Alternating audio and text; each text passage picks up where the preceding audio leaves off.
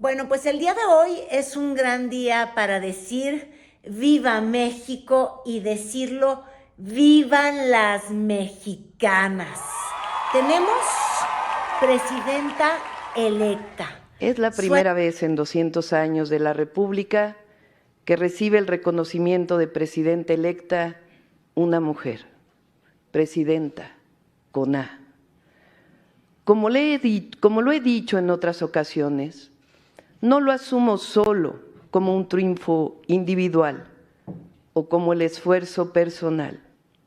El día de hoy, marcado ya en la historia de México, no llegó sola, llegamos todas. Cerca de 52 millones de votos fueron a favor de mujeres, fueron por una mujer y eso es histórico. Solamente 6 millones de votos se fueron a un hombre, en este caso Álvarez Maínez. México ha evolucionado tanto que las mujeres son el poder. Llegamos todas.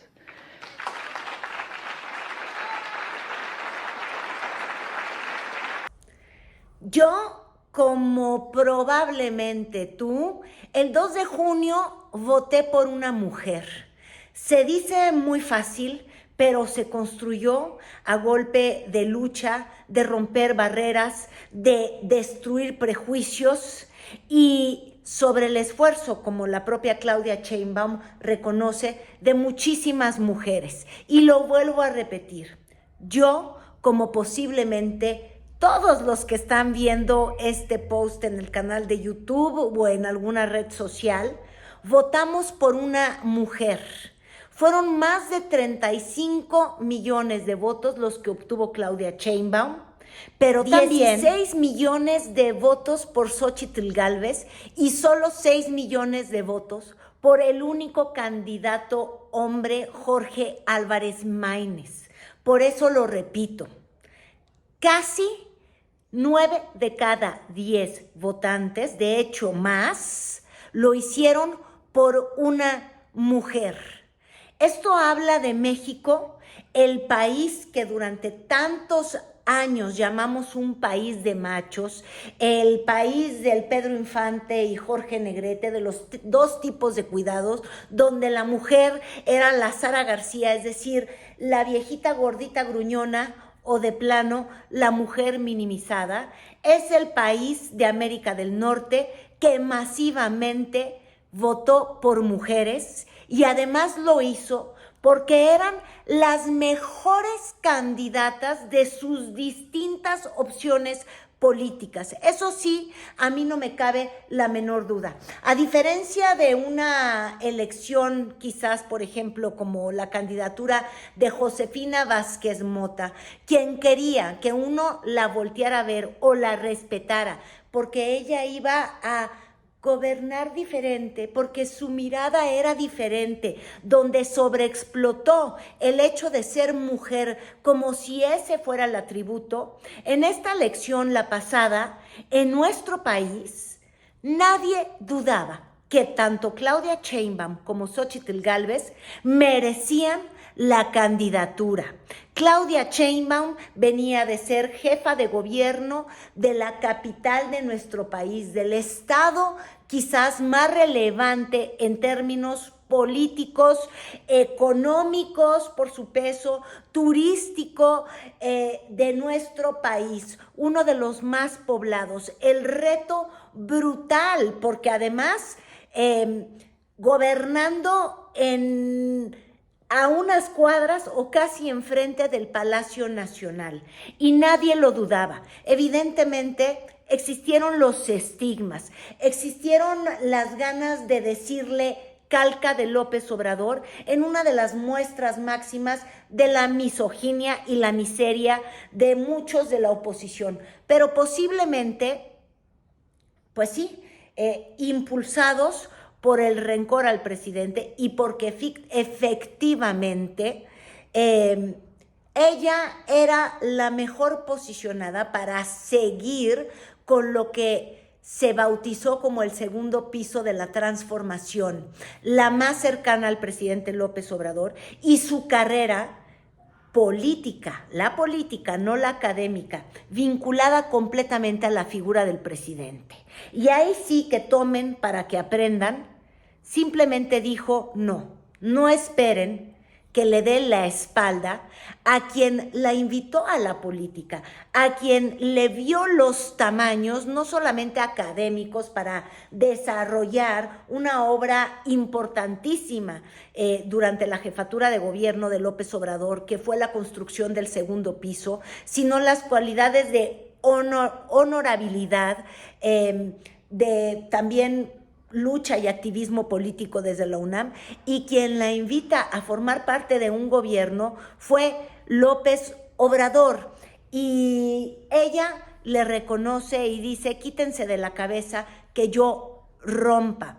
Dice la palabra nunca, ya se la criticaron. Yo creo que ella dice: no voy a romper con la figura y con el agradecimiento a todo lo que ha sido López Obrador para México, simbólicamente para la izquierda, para lo que ha representado desde el 2018 la 4T, un cambio de rumbo real en nuestro país en términos de lo que debe de ser la política de ayuda y de apoyo a grupos vulnerables, pero también a grupos como los jóvenes, los adultos mayores, las mujeres. Y dicen: no, con esto no voy a romper.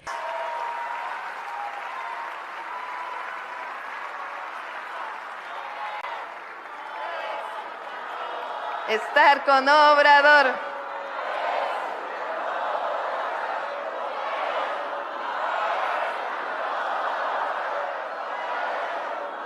En estos casi 6 años,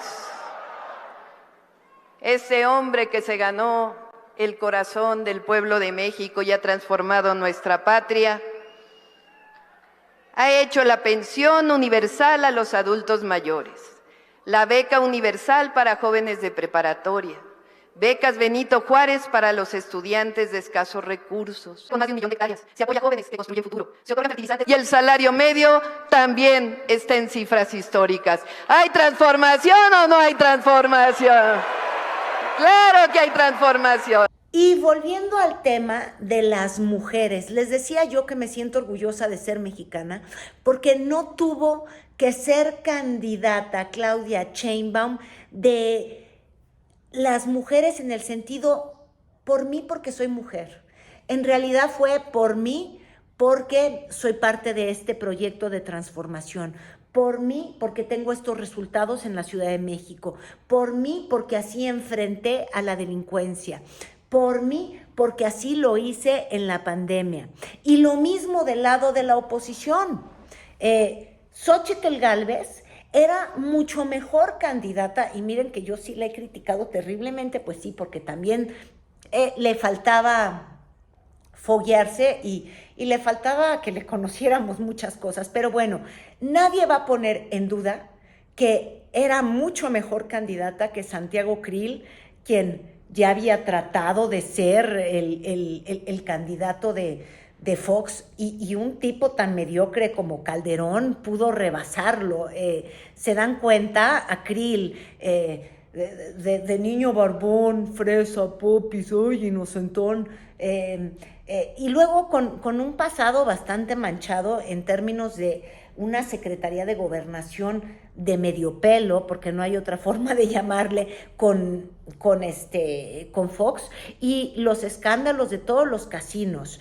Entonces, sí era mejor opción Xóchitl Gálvez. De hecho, la segunda mejor opción que tenía el Frente Amplio Unidos Fuerza México, como fregado se llamara el PRIAN-PRD, era Beatriz Paredes, otra mujer. Entonces, yo sí creo que eso habla de los tiempos de México, en los que, si comparamos con hace 6 años, solamente hace 6 años, cuando apenas Claudia Pavlovich, Claudia Sheinbaum y desgraciadamente la fallecida ex gobernadora de Puebla, Erika Alonso, eran las únicas mujeres en cargos de de nivel gobernador.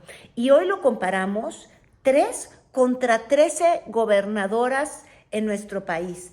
Tenemos una presidenta de la Suprema Corte de Justicia, a quien también saludó Claudia Sheinbaum en esta entrega de la constancia por parte del TRIFE, y eso generó mucho revuelo. Si quieren lo revisamos tantito en las redes sociales, críticas de que para eso me eras buena, Norma, o luego otros que decían, pero te van a pasar con el plan C por enfrente.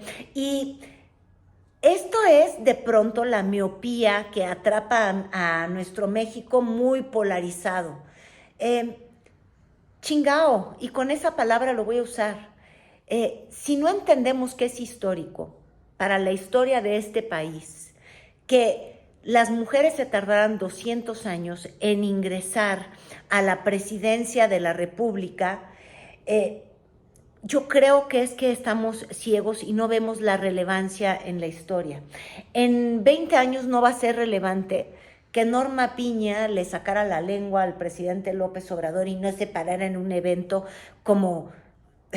Bueno, en fin, yo siempre le voy a tener un poquito de sin embargos a doña Norma Piña, pero bueno, que en términos de estar presente en este evento, es que simplemente hubiese sido una locura que la presidenta de la Corte, que representa al Poder Judicial, que es uno de los 3 eslabones o escalones o las 3 patas sobre las que separa la República Mexicana, no estuviera presente en un momento tan histórico, hubiese sido una aberración.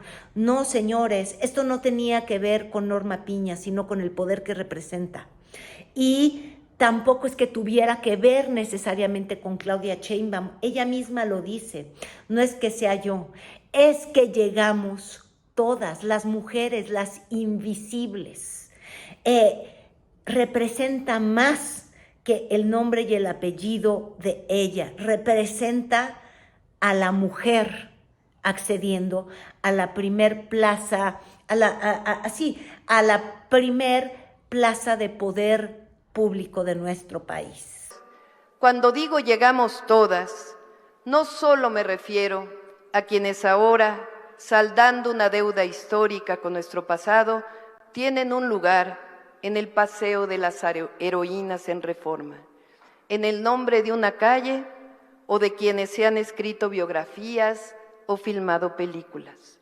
También llegan las invisibles, que con estas líneas hago visibles. Hago aparecer a quienes quisieron desaparecer, las que lucharon por su sueño y lo lograron, las que lucharon y no lo lograron. Llegan las que pudieron sacar la voz y las que no lo hicieron. Llegan las que han tenido que callar y luego gritaron a solas. Llegan las más marginadas. Llegan las abuelas, las bisabuelas que no aprendieron a leer y escribir porque la escuela no era para niñas. Llegan nuestras tías que encontraron en su soledad la manera de ser fuertes. Llegan nuestras madres que nos dieron la vida y después volvieron a dárnoslos todo.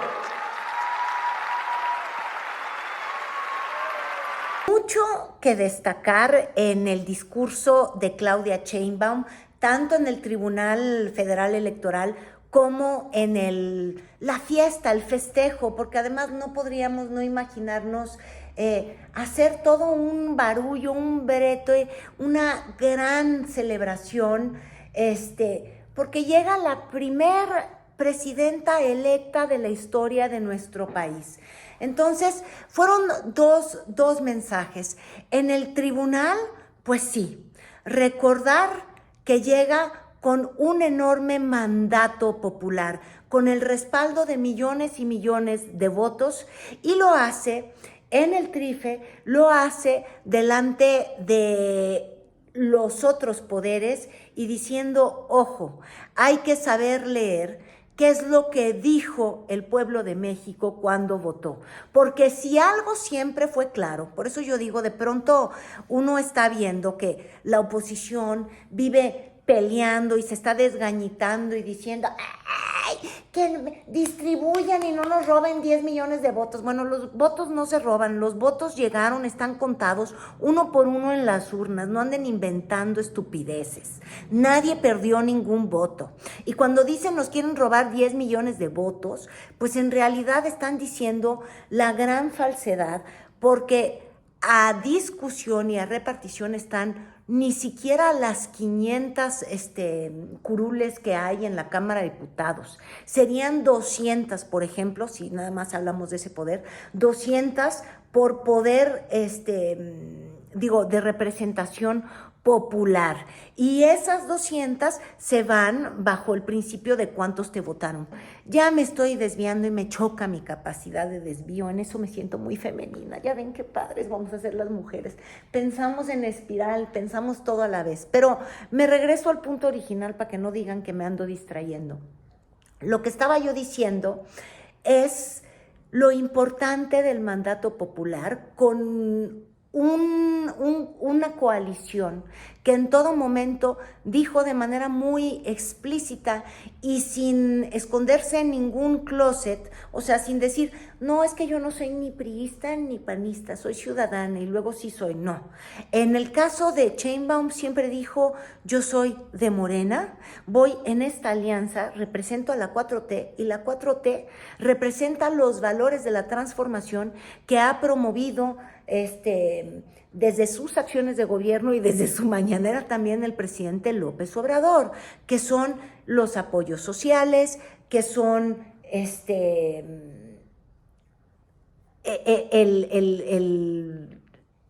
los balazos, los abrazos y los no balazos, que es el Tren Maya, que son estas obras emblema, es decir, no una negación del proyecto que creían que eran. Y además, todavía para ser más abiertos y más francos, siguieron una estrategia que delineó el propio presidente López Obrador cuando la oposición le bloquea sus reformas y lo llaman el Plan C, C de Claudia y el Plan C porque era la versión número 3, ni el A ni el B, sino la tercera intentona de hacer reformas importantes al Poder Judicial, al sistema electoral, y toda esta batería de más de 20 reformas que había propuesto el presidente López Obrador y que se bloquearon. Es decir, los votantes sabían a qué iban a las urnas y eso es lo que votaron. Y la verdad es que ahí sí Claudia Sheinbaum, delante de los que van a ser reformados, les dijo, pues con permiso, va y pronto, sepan que yo llegué por el voto de estas personas y el voto de estas personas exigía esto. Les corresponderá aprobar en el corto plazo las reformas enviadas por el presidente de la República. Serán un Congreso que una vez más estará haciendo historia. Quiero referirme en particular a la reforma al Poder Judicial. Un mensaje a las y los trabajadores del Poder Judicial. Se respetarán sus derechos laborales y su carrera. A las y los empresarios nacionales y extranjeros. Estamos fortaleciendo el Estado de Derecho para erradicar la corrupción, el nepotismo y el privilegio de algunos. No tienen de qué preocuparse, todo lo contrario, tendrán la garantía, ahora sí, de una verdadera independencia y autonomía del Poder Judicial y del Estado de Derecho. Ese es el primer mensaje de fondo. El segundo mensaje de fondo, como ya decía yo, es la no ruptura, porque es un segundo piso, es decir, la construcción sobre las bases de algo, de un edificio que ella no quiere derribar, no va a reinventar. Posiblemente una de las transiciones, incluso cuando hemos visto a los priistas, en estas eternas esperas de 6 meses, jamás había estado tan tan concatenado, tan cacahuatense, ¿cómo le llaman? Familia muégano, tan mueganizada una transición, y quizás es porque el presidente López Obrador, quien hoy pues dijo que los mexicanos habían hecho la mejor elección posible y llenó de halagos a Claudia Sheinbaum, es porque él quiere transferir posiblemente íntegro el liderazgo, lo hizo primero simbólicamente con un bastón, del movimiento, pero también entendiendo que es un movimiento que luego es ambicioso, que luego se desborda y que requiere de una personalidad casi de Tatloani. Entonces, lo que ha hecho es ir entregando el poder no solamente de manera simbólica, sino de manera física y entregando las riendas de la empresa llamada 4T, de la empresa de la transformación, y esperando que todos los cacicazgos, porque en el fondo es un partido, o más bien un movimiento completamente tribal, se vayan a alinear con lo que pida Claudia Sheinbaum. Así hablaba en la mañana el presidente. Es una transición muy fraterna, sin diferencias, coincidimos en muchas cosas y ella trae un muy buen programa. Por ejemplo, su plan de construir los trenes de pasajeros hacia el norte es algo extraordinario, porque es volver a los trenes de pasajeros, claro, modernos, y lo que viene, la presidenta Claudia Sheinbaum, una giganta, la mejor presidenta del mundo. Y asumiendo ese liderazgo partidista, Claudia Sheinbaum también habló de lo que va a tener que ser Morena y de lo que será su gobierno, que ya tiene que trascender justamente al movimiento y va a tener que asumirse cabeza de quienes votaron por ella y de quienes no, de quienes incluso piensan que ella era la peor opción. Como primera mujer presidenta de México, sepan que actuaré con honestidad, responsabilidad, respetando la independencia de los poderes. Gobernaré para todos y para todas las mexicanas y mexicanos. Y tengan la certeza que nos sentimos y nos sentiremos todas y todos cada día más orgullosos de nuestro origen y también de nuestro porvenir. Nadie debe temer a nada, al contrario, el futuro es promisorio. Somos un país y un pueblo extraordinario, único, maravilloso. Estaremos a la altura de las circunstancias y de nuestro hermoso y glorioso pueblo. Que la democracia reside en el poder del pueblo, para el pueblo y por el pueblo. Y que con su voto demanda también más democracia y más justicia. Debemos entender todas y todos los mexicanos que hay un mandato popular. Justicia. El otro mensaje de fondo, evidentemente lo histórico, la presidenta con A y todos los asuntos ya más de forma decorativos, les digo, las cosas que nos distraen de pronto, como de que si iba saludando uno por uno y de pronto, besito para Noroña, no hubo. Esto ya nos revela una enemistad, esto nos revela que se molestó porque Noroña tuvo todo un debate ahí en el Congreso esta... Ay, Dios mío, es que de veras es que a mí ella me simpatiza tan poquito. Bueno, la que quiere ser presidenta del PAN, hablando de partidos que son los más machistas, no ha tenido una sola presidenta nacional el PAN, ¿eh? Bueno, el pleitazo que se aventó Noroña con la tal Kenia sobre cómo debe de usarse el término presidente o presidenta de México, y Claudia, sin ninguna duda, y hay que volverlo a escuchar, dice, no, presidenta, y de ahí pues obviamente la especuladera, porque lo que nos encanta a nosotros de pronto pues son los novelones, y qué mejor decir que Corcholata, ganadorcísima, no quiere tanto a Corcholata petista. Las mujeres podemos ser presidentas, y con ello hago una respetuosa invitación a que nombremos presidenta con A.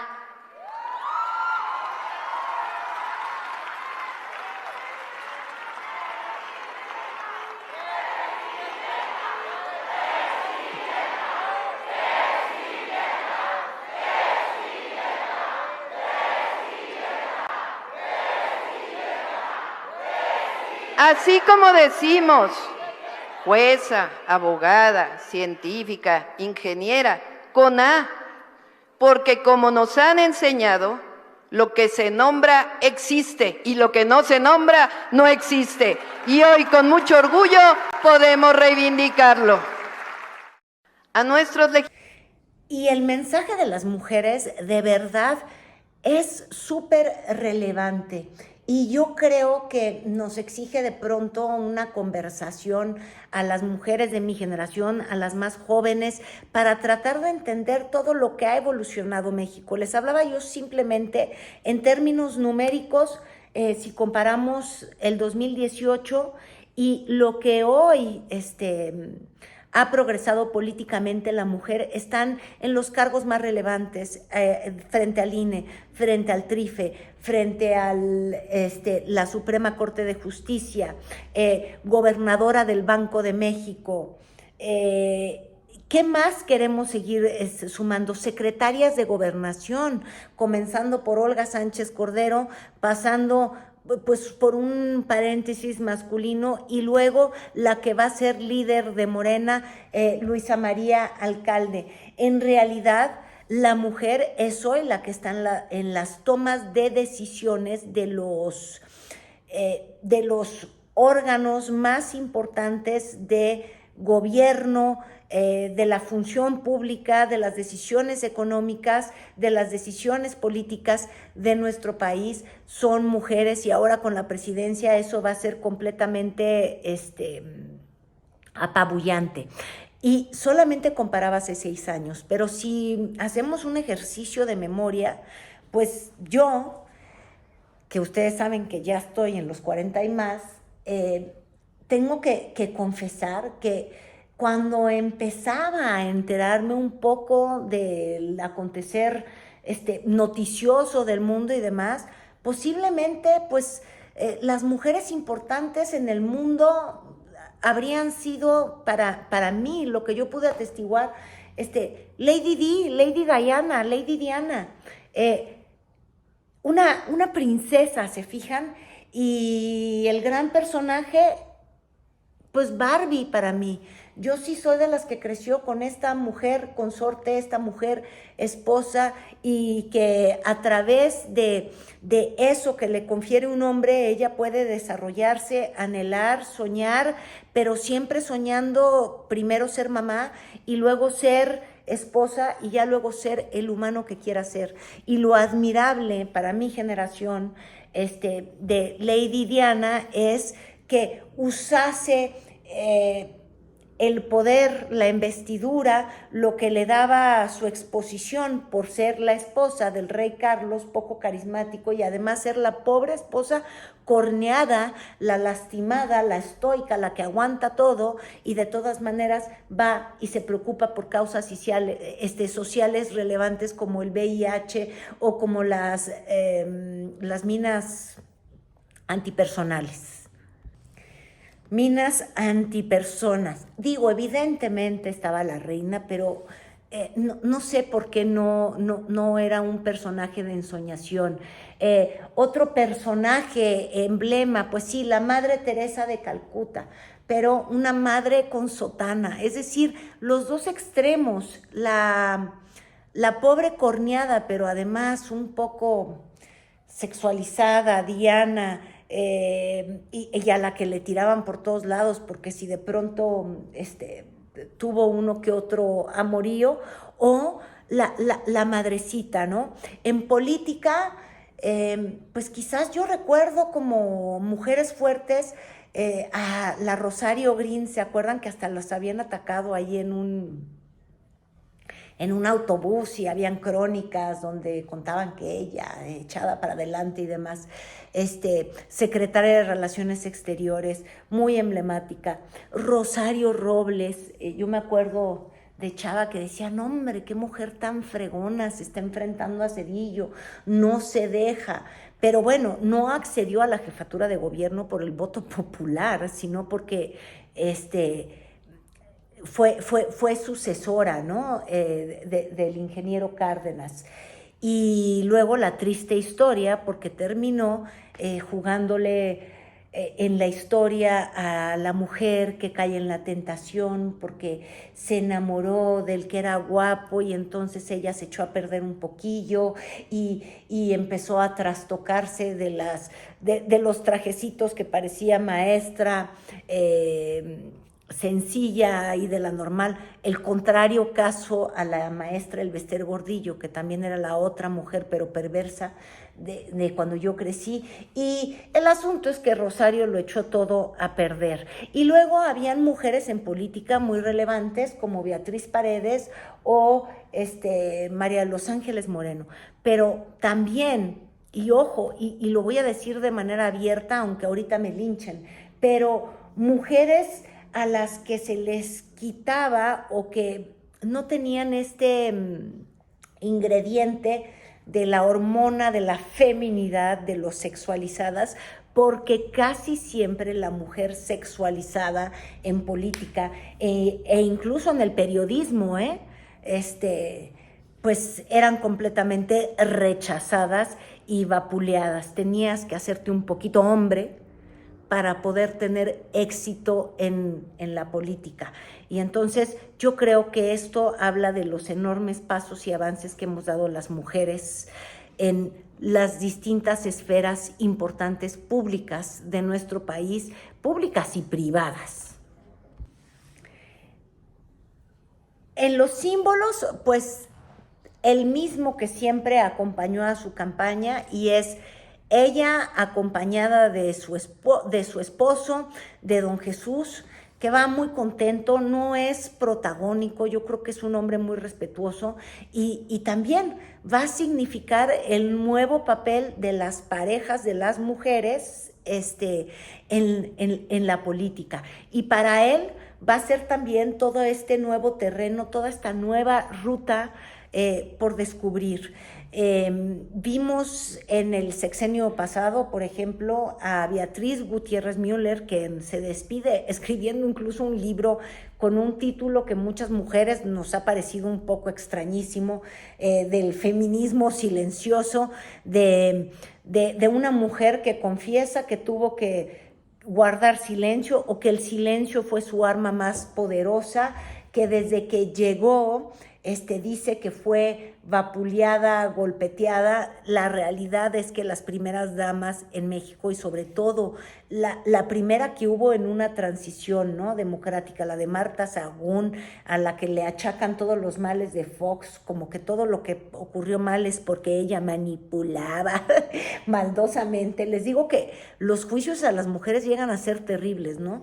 Yo siempre voy a pensar que no hay cabrón sin pendejo, y perdónenme, es que no me gusta usar tantas groserísimas, y si se dejaba manipular Fox es porque él es un blandungo, un baboso, un dejado, no es porque Marta fuera o no canija. Esto es el poder y el agua, entra por donde le dejen colarse, y lo va a hacer una mujer y lo va a hacer un hombre, nada más que a la mujer la juzgaron terrible, porque no había nada más espantoso que una ambiciosa, porque a la mujer no se le permite ser ambiciosa, se ve muy voraz, y el hombre solamente persigue el éxito. Pero les digo, las primeras damas siempre han sido juzgadas muy mal, y esto llevó al extremo a Beatriz Gutiérrez Müller a decir que yo no iba a ser primera dama de nada, que iba a ser la esposa del presidente. No quiso asumir este típico rol del DIF, y ahora va a tocar a Jesús María Tarriba pues definir lo que va a ser el papel de un hombre casado con la mujer que ejerce el poder ejecutivo de nuestro país. Iban juntos en el coche y así es como han mostrado que es su relación. Buenos días a todos y a todas. Voy con Jesús, camino al Tribunal Electoral. El día de ayer ya fue declarada por unanimidad la elección como presidenta electa, con casi el 60% de los votos, algo histórico. Bueno, y finalmente, pues ya solamente esperar, ya tenemos una presidenta electa, y solamente esperar qué papel va a desempeñar Claudia Sheinbaum hacia el futuro. Para las mujeres, claro, muy importante, pero también para los mexicanos. Son las aspiraciones y los sueños de un país para los próximos 6 años, y evidentemente decir que, y uno es lo que quisiera, no le podemos apostar al fracaso. Ojalá sepa ejercer el gobierno de una manera que impulse el desarrollo del país, que impulse la salud de los mexicanos y de las mexicanas, que impulse a la vejez, que impulse cada uno de los ámbitos de nuestro país, que el talento pueda seguir prosperando, y evidentemente también los próximos 6 años van a pasar bajo la lupa, porque si algo sí es real, y hay que decirlo con toda claridad, de eso se quejaba amargamente Xóchitl Gálvez, a las mujeres se les juzga de una manera muy distinta. Si no importaba, no era muy relevante que el presidente López Obrador usara un día sí y otro no la misma corbata, o que estuviera mal cortado el traje, y miren que de pronto sí me lo andaban criticando, o que si se paraba de tal manera y no de tal manera. Los juicios sobre las mujeres son mucho más, ay, Dios mío, mucho más intransigentes, hay que decirlo así. Si una de las candidatas, si Claudia o Xóchitl Gálvez, y ahora tuteo porque estoy pensando en las campañas, ahora habrá que rehusar el término para referirnos a Claudia Sheinbaum, pero bueno, si una de esas dos candidatas hubiese sido la que se hubiera puesto hasta las manitas de borracha en el palco, como lo hizo Maines, ¿ustedes cómo creen que hubiese sido el trato mediático y la brutalidad de los señalamientos? Yo creo que es tremendo. Hemos tenido ya probaditas de la forma en la que la mujer está sometida a juicios que no necesariamente los hombres, ¿no? Se juzgó a Tatiana Cloutier por cómo fue vestida a algún evento u otro evento, que si el guarache o el no guarache.